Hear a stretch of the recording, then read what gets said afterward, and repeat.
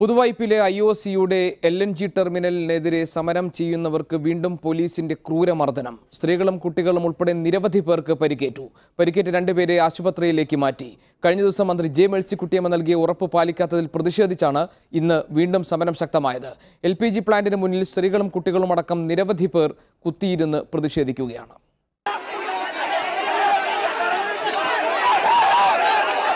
കഴിഞ്ഞ ദിവസം മന്ത്രി ജെ മേഴ്സിക്കുട്ടിയമ്മ നൽകിയ ഉറപ്പിൽ നിന്ന് സർക്കാർ പിന്നോട്ടു പോയതിനെ തുടർന്നാണ് ഇന്ന് സമരം പുനരാരംഭിച്ചത്.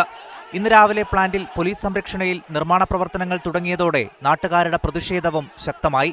പ്ലാന്റിലേക്ക് തള്ളിക്കയറാനുള്ള ശ്രമം ആദ്യഘട്ടത്തിൽ തടഞ്ഞ പോലീസ് ലാത്തി വീശി.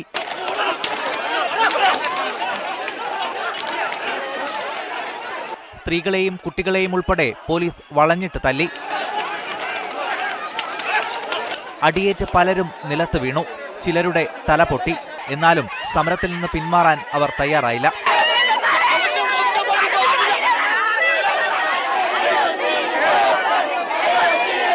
പരിക്കേറ്റ ആളുകളെ ആശുപത്രിയിലേക്ക് മാറ്റാനും ആദ്യം പോലീസ് സമ്മതിച്ചില്ലെന്ന് സമരക്കാർ പറയുന്നു. പ്ലാന്റിൽ നിന്നും തങ്ങൾക്ക് നേരെ കല്ലേറുണ്ടായതായും സമരക്കാർ ആരോപിക്കുന്നു.